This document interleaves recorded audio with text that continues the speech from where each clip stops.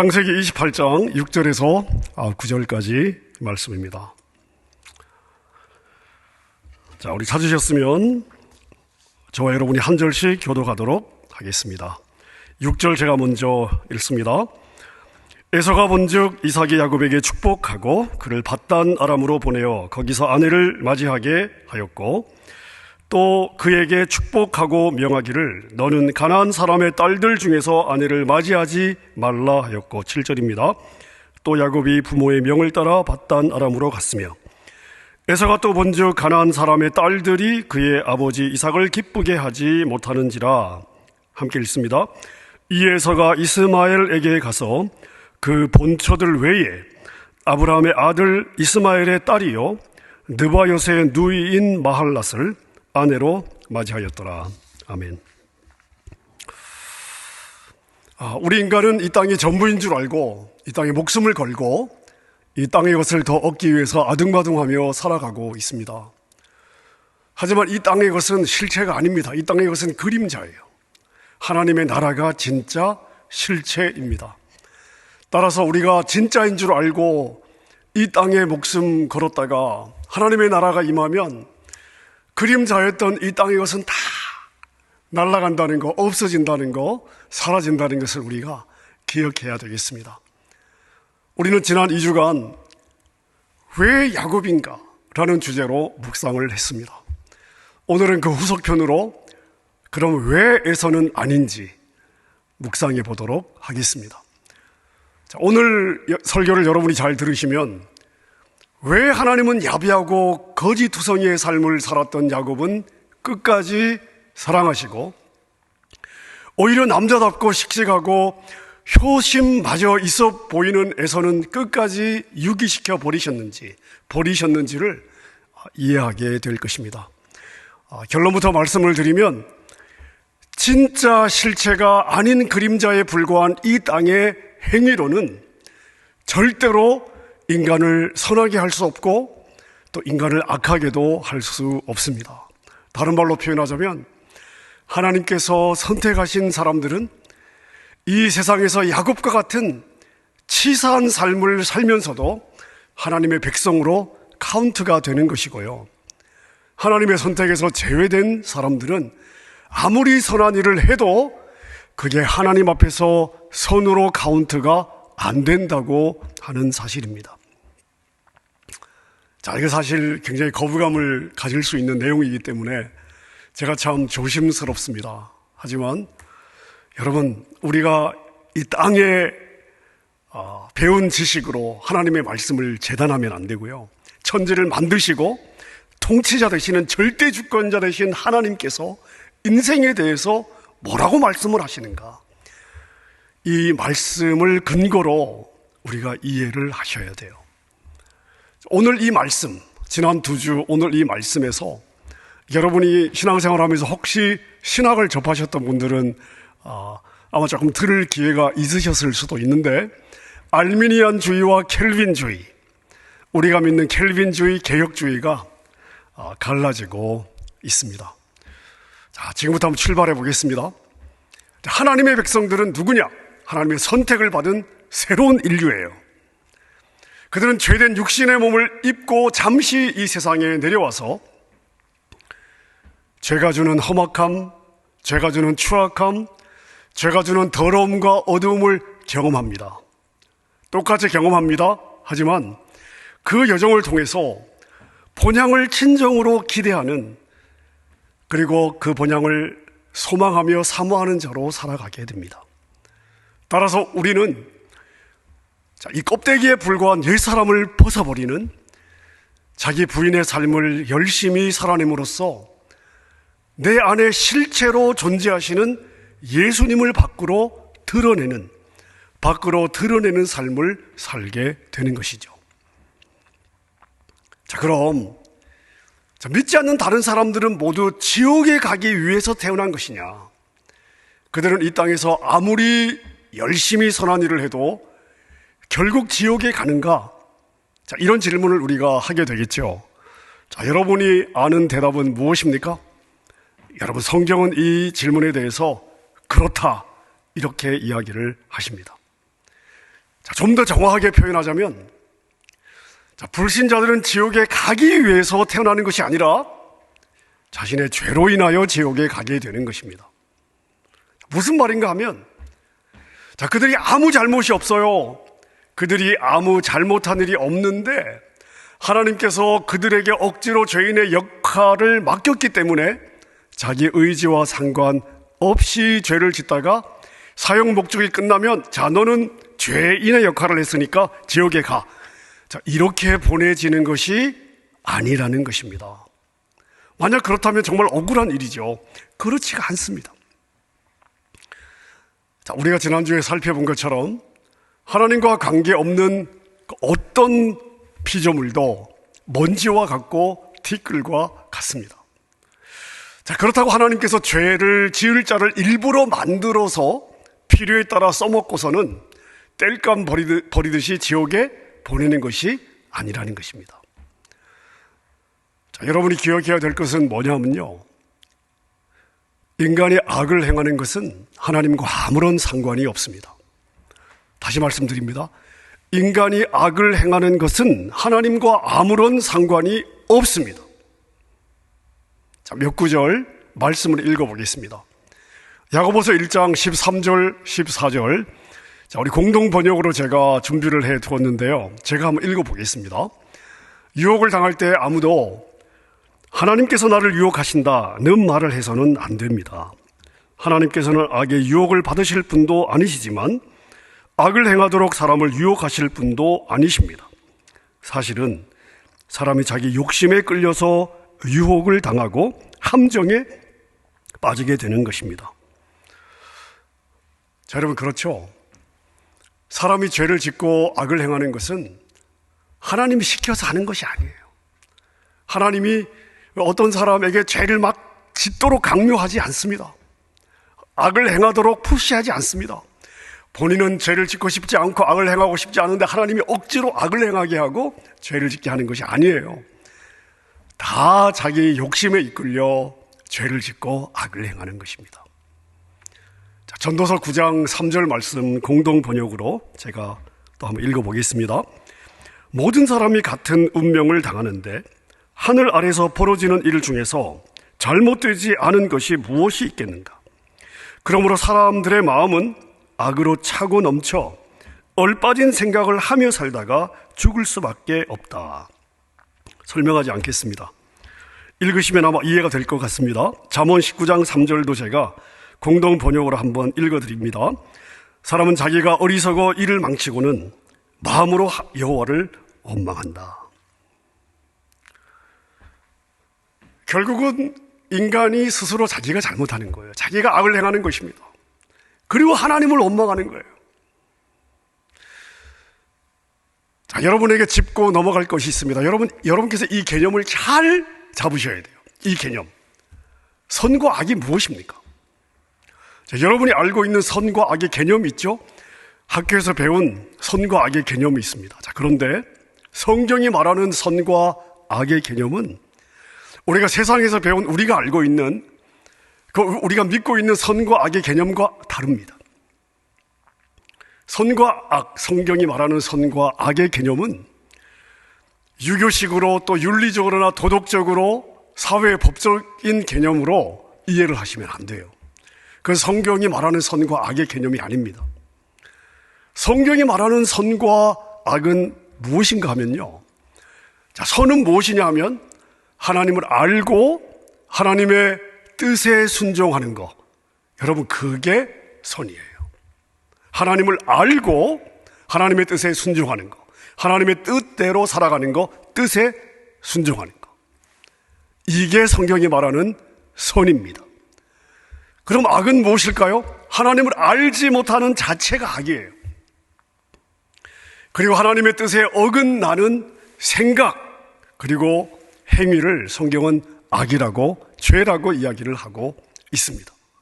여러분, 하나님을 알고 하나님의 뜻에 맞는 행위가 선이에요. 그런데 하나님을 알지 못하는 인간이, 하나님을 믿지 않는 불신자가 어떻게 선을 행할 수가 있겠습니까? 인간의 눈에 유교적으로, 도덕적으로, 사회법적으로 그 기준에 선은 행할 수 있습니다. 하지만 성경이 말하는 선은 불신자들은 절대 행할 수가 없습니다. 자, 이 개념을 여러분이 머릿속에 잡고 있어야 돼요. 하나님을 알지 못하는 모든 인간들은 단 한순간도 어떤 선한 일도 할 수가 없습니다. 자, 그래서 여러분, 선과 악의 성경적인 이 기준을 가지고 한번 생각해 보세요. 하나님께서 거짓말해라 라고 할 때 거짓말을 하는 게 그게 선이에요. 하나님이 살인을 하라고 할 때 살인을 하는 것이 그게 선입니다. 하나님께서 나라를 팔아먹으라 라고 이야기하실 때 기생 라합처럼 자기 나라를 팔아먹는 게 그게 선인 거예요. 자, 여러분이 성경이 말하는 이 선의 개념을 확실하게 붙잡고 있어야 지금 이 전체 스토리가 이해가 되는 것입니다. 여러분이 슈바이처 박사를 잘 아시죠? 아프리카의 성인입니다. 자기의 일생을 바쳐서 아프리카에서 봉사했어요. 자, 하지만 슈바이처가 아프리카에서 행한 어떤 활동, 봉사도 하나님 앞에서 선한 행위가 될 수 없습니다. 왜냐하면 이 슈바이처라고 하는 사람은요, 예수 그리스도가 하나님이라는 사실을 완강하게 부인했던 신신학의 출발자예요. 신신학의 아버지입니다. 그러니까 아프리카에서 어떤 봉사 활동을 했느냐, 이게 중요하지 않습니다. 예수 그리스도가 하나님 되심을 철저하게 부인했던, 거절했던 사람이에요. 이 사람의 삶은 하나님 앞에 선이 될 수 없습니다. 성자라고 불리는 간디도 마찬가지입니다. 아무리 인도의 빈민들을 위해서 일생을 바쳤다 할지라도 간디의 행위는 하나님 앞에서 선이 될 수 없습니다. 자, 이것 때문에 사람들이 기독교를 배타적이라고 그러고 독선적이라고 그러죠. 하지만 여러분, 우리는요, 나의 신념 때문에 이것을 말하는 것이 아니에요. 나의 고집 때문에 이것을 말하는 것이 아닙니다. 우리를 만드셨어요. 우리를 주장하시는 절대 주권자 하나님께서 하신 말씀, 우리에게 주신 그 기준, 그 말씀이 옳다고 믿기 때문에 이것을 주장하는 것입니다. 사람들이 기독교를 배타적이라고 독선적이라고 손가락질을 하고 비난하는 것은요, 잘 들으세요 여러분, 그들에게 있어서 인간은 누구냐 하면 하나님과 맞짱을 뜰 수 있는 대단한 존재라고 생각하기 때문입니다. 여러분, 죄로 타락한 그 아담적인 사고에 그들의 사고가 머물러 있기 때문에 하나님의 말씀 앞에서 하나님이 독선적이다, 배타적이라고 피조물들이 감히 이야기를 하는 것입니다. 여러분, 그런 사람들에게 하나님을 떠난 인간은 어떤 존재인가? 도대체 하나님을 떠난 인간은 어떤 존재인가에 대한 개념이 그들에게 없어요. 그런 인식 자체가 없습니다. 인간이 진짜 누구냐에 대한 진짜 실체에 대한 인식이 그들에겐 없습니다. 하나님을 떠난 인간은 그저 먼지와 안개에 불과하다는 사실을 그들은 모르는 것입니다. 하지만 우리는 누가 하나님이 선택한 백성인지, 누가 하나님과 관계없는 사람인지 우리는 몰라요. 천국에 가야 우리는 누가 선택받았는지, 누가 선택받았는지, 받지 않았는지를 우리가 알기 때문에 이 땅에서는 모든 사람들이 다 선택받았다고 믿고 그들에게 복음을 전하면 되는 것입니다. 자, 다시 정리해 보겠습니다. 하나님을 떠난 인간의 삶에 선은 존재하지 않습니다. 이게 타락한 인류의 현실이고 실체입니다. 자, 그럼 우리는 이런 질문을 할 수가 있습니다. 그럼 왜 성경에는 간혹 하나님이 인간들에게 억지로 죄를 짓도록 강요하는 그러한 표현들이 나오는가? 성경은 왜 그런 표현들을 사용하고 있는가? 이런 질문들을 우리가 할 수 있습니다. 자, 그런 표현들의 대표적인 몇 구절을 한번 읽어보겠습니다. 자, 로마서 9장 17절, 18절입니다. 제가 읽을게요. 자, 그래서 성경에 바로를 두고 말씀하시기를 내가 이 일을 하려고 너를 세웠다. 곧 너로 말미암아 내 능력을 나타내고 내 이름을 온 땅에 전파하게 하려는 것이다 하셨습니다. 그러므로 하나님께서는 긍휼히 여기시고자 하는 사람을 긍휼히 여기시고 완악하게 하시고자 하는 사람을 완악하게 하십니다. 특별히 여러분 이 17절에 보시면요, 내가 이 일을 하려고 너를 세웠다 라는 표현이 나오는데, 이 표현 때문에 오해가 많습니다. 하나님께서 바로를 하나님의 목적에 맞게 쓰시려고, 바로는 그렇게 강팍하고 싶지 않은데 하나님께서 억지로 그 바로의 마음을 강팍하게 만들어서 하나님의 목적에 사용하셨다, 이렇게 우리가 오해하게 되는 것입니다. 여러분, 만약 그게 사실이라면, 아니 하나님이 맡기신 일을 바로가 잘 감당한 건데, 근데 하나님이 세웠다라고 이렇게 표현이 되어 있다 보니까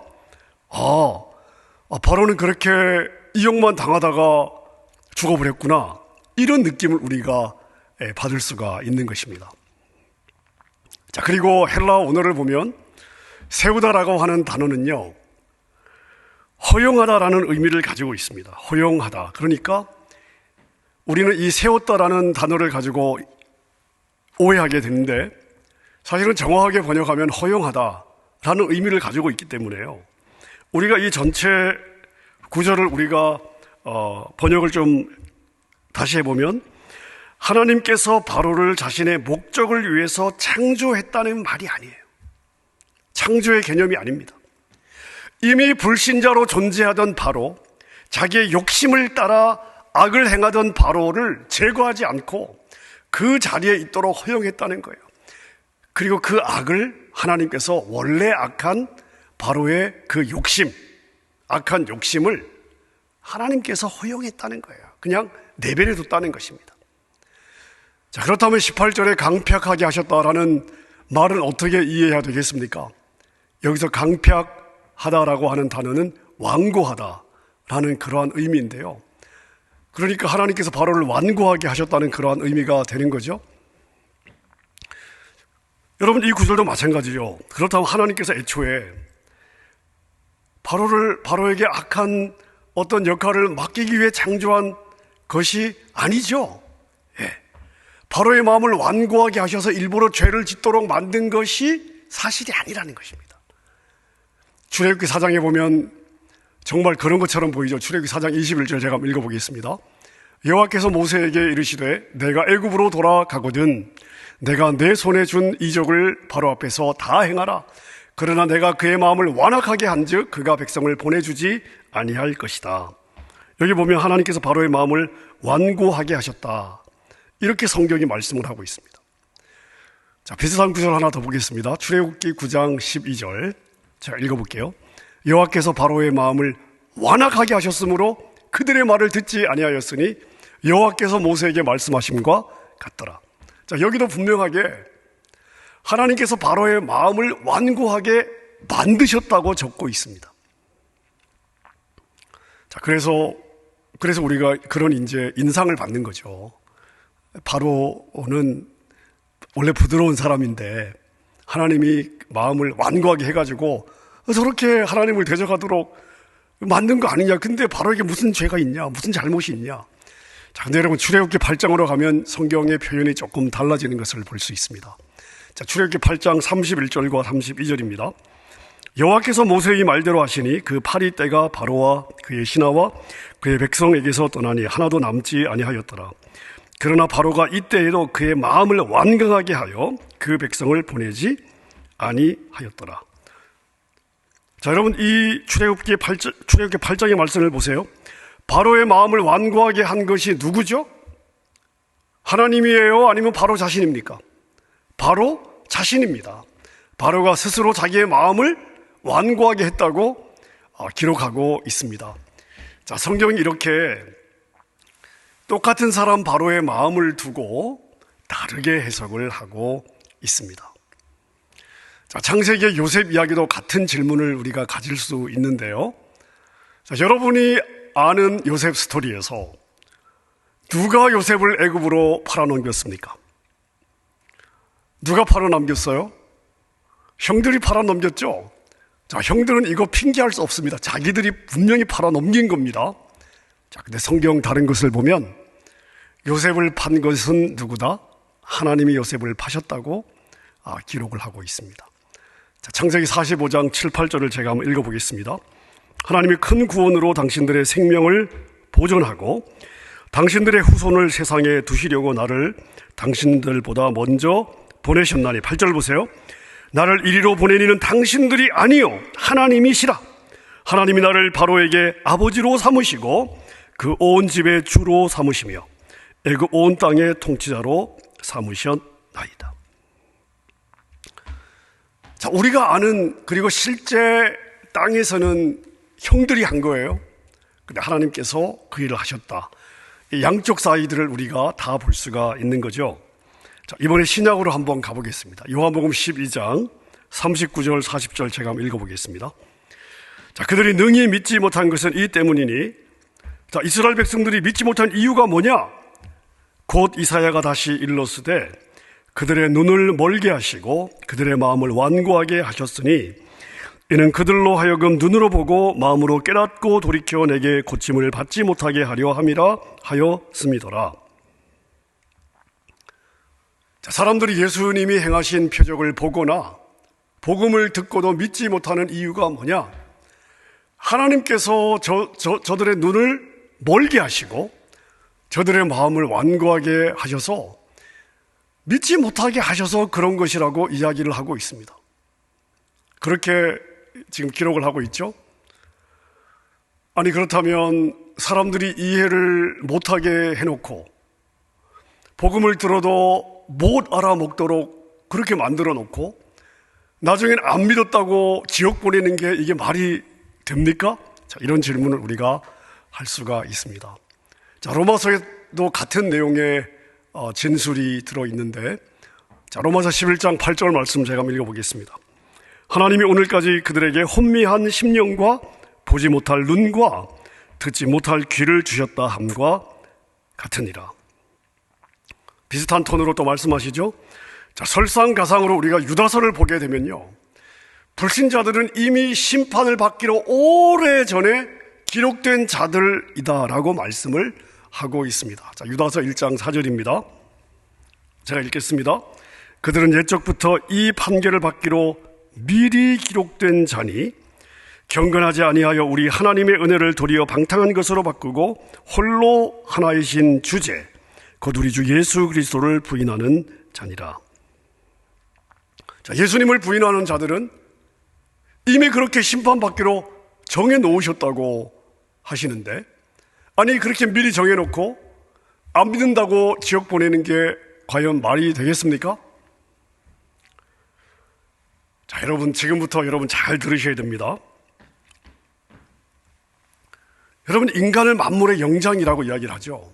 어떤 피조물도 인간과 같은 존재는 없습니다.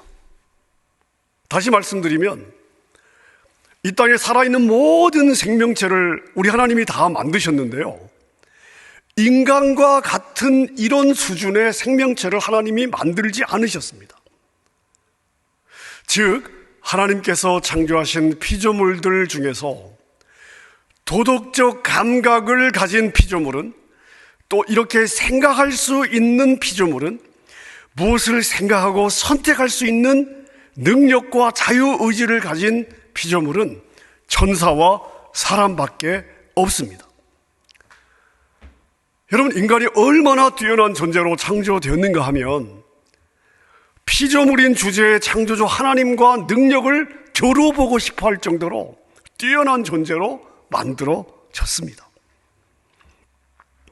창세기 1장 26절에 이렇게 말씀하고 있습니다. 하나님이 이르시되 우리의 형상을 따라 우리의 모양대로 우리가 사람을 만들고 삼일체 하나님의 형상을 따라, 그리고 그분들의 하나님의 모양대로 하나님이 사람을 만들었어요.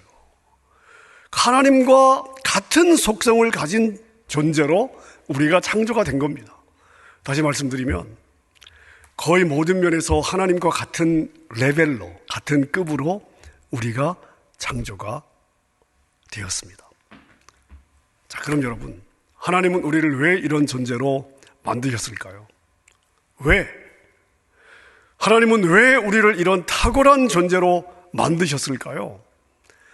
자, 하나님과 같은 속성을 만들어서 하나님이 가족으로 지내기 원하셨기 때문입니다. 우리를 가족으로 불러주신 거예요. 많은 사람들이 이런 질문을 하죠. 아니, 전능하신 하나님이 처음부터 인간이 죄를 짓지 않도록 만드셨으면 아담과 하와가 죄를 짓지 않았을 것 아니냐. 자, 근데 여러분, 죄를 짓지 않도록 프로그램을 그렇게 만들어 놓았으면 사람입니까? 로봇입니까? 로봇이죠. 왜? 로봇은 프로그램이 된 대로 움직이거든요. 스스로 생각해서 움직이지 않습니다. 프로그램을 넣어 놓은 대로 움직입니다. 자, 그러면 하나님이 우리를 로봇으로 만들었으면 그건 하나님의 장난감인 거죠. 여러분은 여러분의 집에 있는 장난감과 마음을 나누는, 감정을 나누는, 정서를 나누는 그런 교제를 하고 있습니까? 할 수 있습니까? 그게 가능합니까? 불가능할 것입니다. 말이 안 되는 거죠. 자, 제가 이런 예를 한번 들어보겠습니다. 자, 여러분에게 배우자가 있습니다. 남편은 아내, 아내는 남편. 자, 배우자가 있어요.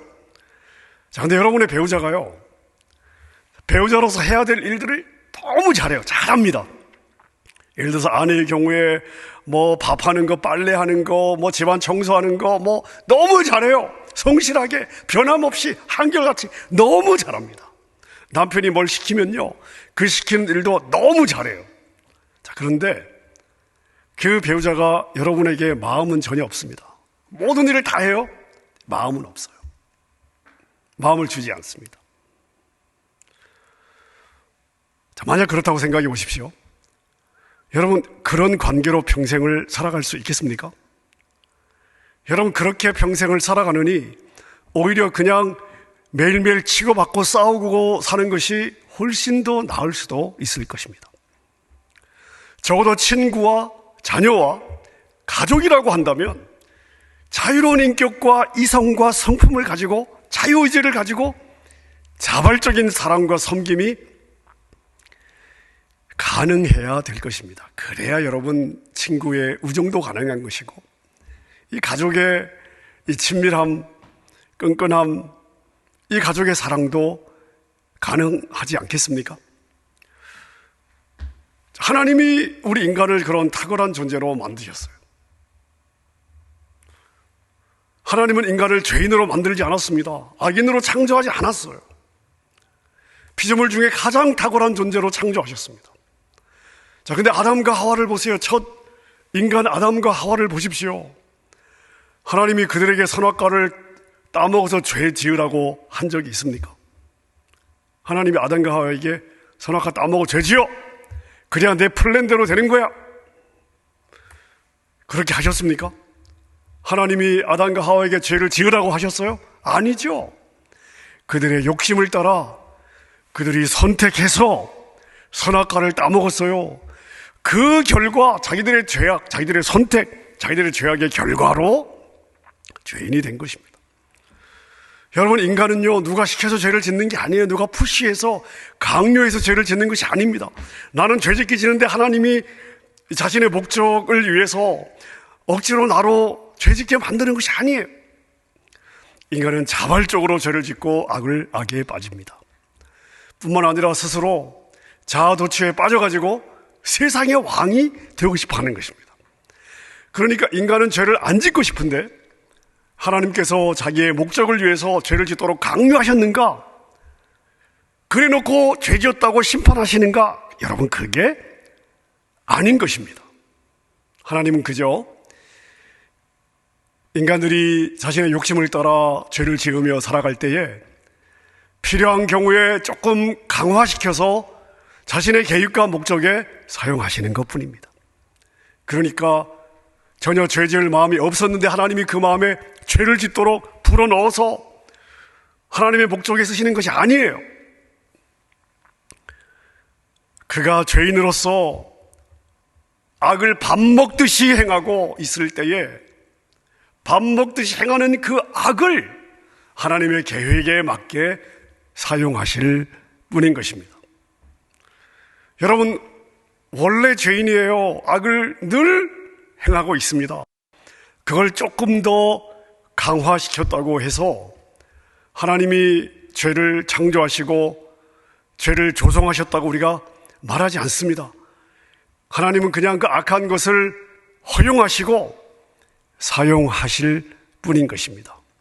자, 그래서 성경이 바로를 표현할 때 바로가 스스로 자신을 강팍하게 했다라고도 표현하고 있고, 동시에 하나님이 그를 강팍하게 하셨다라고 표현하고 있는데, 두 표현 다 맞는 표현이 되는 것입니다. 자, 오늘 설교 제목이 무엇입니까? 왜 에서는 아닌가입니다. 여러분, 사실 우리는 이 에서에게서요, 이런 적나라한 죄성의 모습을 확인할 수가 있습니다.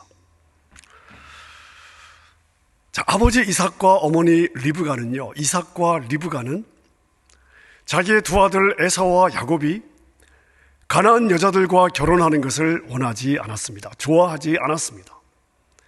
자, 그러면 그 에서와 리브가의 마음, 자기의 자녀들이 가나안 여자들과 결혼하기를 원하지 않는 그 부모의 마음을 에서가 알았습니까? 몰랐습니까? 알았을까요? 몰랐을까요? 자, 오늘 우리가 읽은 본문을 보니까 에서는 그것을 분명하게 알고 있었습니다. 자, 오늘 우리가 읽은 28장 8절입니다. 에서가 또 본즉 가나안 사람의 딸들이 그의 아버지 이삭을 기쁘게 하지 못하는지라. 그러니까 이삭은 가나안 여자를 며느리로 받는 거 기뻐하지 않았다는 거예요.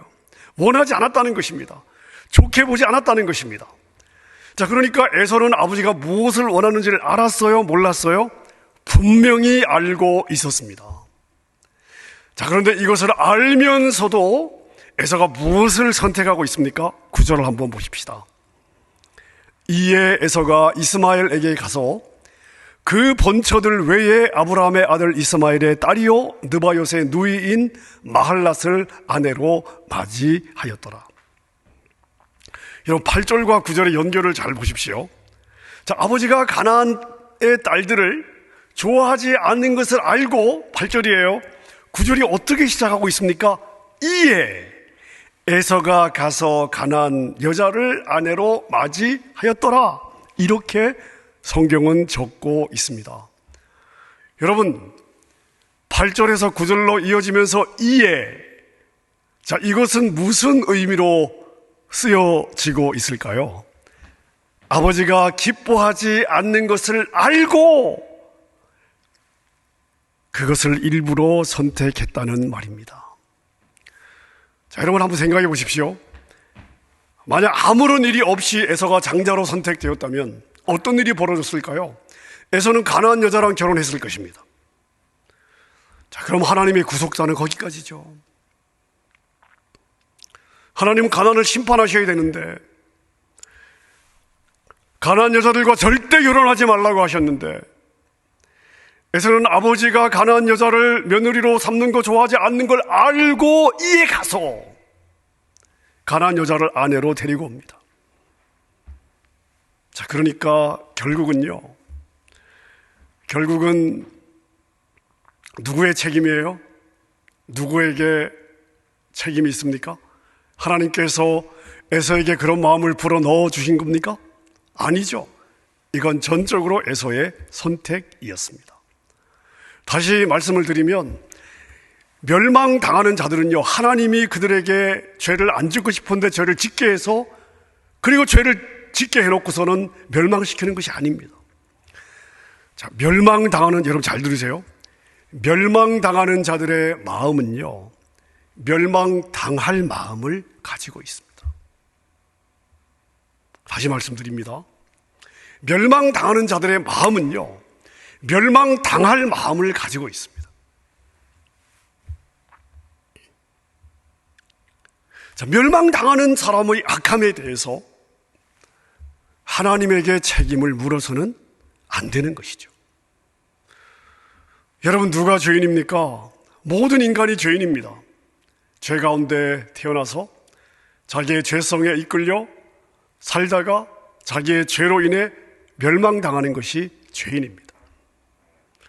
자, 그런데 에스겔 18장 31절에 보니까 하나님이 이스라엘 백성들을 향해서 이런 그 부탁, 이런 명령을 하십니다. 제가 읽어볼게요. 너희는 너희가 범한 모든 죄악을 버리고 마음과 영을 새롭게 할지어다. 이스라엘 족속아, 너희가 어찌하여 죽고자 하느냐. 하나님은 이스라엘 백성들에게 이렇게 말씀을 하십니다. 죽지 않으려면 새 마음과 새 영을 받아라. 죽지 않으려면 새 마음과 새 영을 가져야 된다. 이렇게 말씀을 하십니다. 자, 그러나 부패한 마음을 가진 죄인이 스스로 자기의 마음을 새롭게 할 수 있습니까? 자기의 영을 새롭게 할 수 있습니까? 여러분, 어느 인간이 자기의 마음을 자기의 힘으로 노력으로 새롭게 할 수 있으며 자기의 영을 새롭게 할 수 있습니까? 자, 새 마음과 새 영을 가져야 사는데 어느 인간도 스스로 그것을 할 수 있는 인간이 없습니다. 자, 그런데 새 마음을 가지고 태어나는 새로운 인류가 있습니다. 새로운 영을 가지고 태어나는 새로운 인류가 있습니다. 여러분, 그게 바로 저와 여러분이에요. 그게 바로 성도입니다. 에스겔 36장 26절부터 제가 한번 읽어보겠습니다. 새 영을 너희 속에 두고 새 마음을 너희에게 주되 너희 육신에서 굳은 마음을 제거하고 부드러운 마음을 줄 것이며 또 내 영을 너희 속에 두어 너희로 내 율례를 행하게 하리니 너희가 내 규례를 지켜 행할지라. 내가 너희 조상들에게 준 땅에서 너희가 거주하면서 내 백성이 되고 나는 너희 하나님이 되리라. 여러분, 왜 우리가 특별하고 선택받은 백성입니까? 저와 여러분들이 왜 특별한 존재예요? 여러분, 왜 우리는 선택받은 백성입니까? 왜냐하면요, 하나님께서 내 의사와 상관없이, 내 퀄리티와 상관없이 우리 안에 새 마음을 주셨어요. 그리고 새 영을 주셔서 살려주셨습니다. 그래서 우리는 특별한 존재이고 하나님의 선택받은 존재입니다. 여러분이 짓는 죄는 여러분의 운명을 결정할 수 없습니다. 그것이 여러분을 구원한 십자가의 능력이에요. 여러분이 죄를 지어요. 근데 그 죄가 여러분의 운명을 결정하지 않습니다. 여러분에게 덮어진 십자가가 여러분의 운명을 결정하는 거예요. 여러분, 그게 십자가의 능력입니다. 내가 어떤 인간이냐? 이게 중요한 것이 아니에요. 십자가가 이미 덮은 인간은요, 그냥 구원받는 거예요. 그게 십자가의 능력이에요. 우리의 모든 죄가 십자가 안에서 다 폐기되기 때문에 우리는 어떤 것도 정죄할 수 없는 그런 존재가 된 것입니다. 따라서 우리의 죄된 모습을 경험하면서 우리가 죄를 짓잖아요. 우리의 이런 죄된 모습을 경험하면서 우리는 어떤 생각을 하게 됩니까? 어떤 생각을 해야 됩니까? 하나님이 나에게 새로운 마음을 주지 아니하셨더라면, 하나님이 나에게 새 영을 부어주지 아니하셨더라면 나는 그 어떤 것으로도 깨끗하게 될 수 없었던 존재다. 여러분, 이것을 우리가 경험하면서 감사하는 인생이 되는 거예요. 여러분, 그렇게 성도는 죄 속에서도 하나님의 은혜로 한 발 한 발 깊숙이 들어갈 수 있는, 여러분, 그러한 복을 받은 존재들입니다. 그래서 바울 사도는 자기가 짓는 죄가 자기 것이 아니라 하나님께서 자신을 훈련하기 위해서 남겨둔 그 죄가 짓는 것이다 라고 고백하고 있는 것입니다. 로마서 7장 20절을 보십시오. 만일 내가 원치 아니하는 그것을 하면 이를 행하는 자가 내가 아니요 내 속에 거하는 죄니라. 아멘입니까? 자, 말씀을 정리하겠습니다. 하나님은 인간을 탁월한 존재로 창조하셨습니다. 하나님을 닮은 존재로 만들어 주셨습니다. 자, 그런데 인간이요, 그것을 거부했어요. 하나님께 불순종함으로써 스스로 죄인이 되었습니다. 따라서 모든 인간은 죄인이에요. 하나님이 죄를 넣어 주셨기 때문에 죄인인 것이 아닙니다. 모든 인간은 날 때부터 죄인이에요. 이미 죄가 그 안에 가득 들어가 있습니다. 그리고 그 안에, 자기 안에 있는 죄성에 이끌려 죄를 짓고 자신이 그 지은 죄로 말미암아 멸망당하게 되는 것입니다. 자, 여러분 오해하지 마십시오. 하나님께서 그들에게 죄를 넣어주셔서 이용해 먹고 그리고 나서 죄 지었다고 멸망시키는 것이 아닙니다. 이미 그들은 멸망으로 달려가는 죄인들이에요. 하나님은 단지 그 죄인인 그들의 마음을 사용하셔서 하나님의 목적을 이루어 가실 뿐입니다. 자, 그렇다면 우리는 무엇을 보아야 되겠습니까? 내가 어떤 선한 것도 하기 전에 하나님의 자녀로 선택해 주신 것, 어떤 자격도 없는 나에게 새 마음과 새 영을 부어주신 것, 여러분 이것이 은혜라는 것을 알고 우리는 우리의 평생 하나님을 감사하며 이 하나님을 예비하는 자로, 찬양하는 자로 살아가야 되는 것입니다. 이런 은혜를 주신 하나님께 기쁨을 드리는 존재로 살아드려야 되는 거예요. 여러분 그것이 감사를 아는 사람의 마땅한 삶의 도리인 줄로 믿습니다. 자, 이러한 삶이 가능한 것은 우리에게 어떤 선한 것이 있기 때문이 아니죠. 자녀로 삼아주신, 우리를 자녀로 삼아주신 것 자체가 은혜인데 그렇게 우리에게 부어진 그 은혜가 우리를 그 자리까지 이끌어 가는 거예요. 여러분, 그래서 우리는 모든 것이 다 은혜입니다 라고 고백하게 되는 것입니다.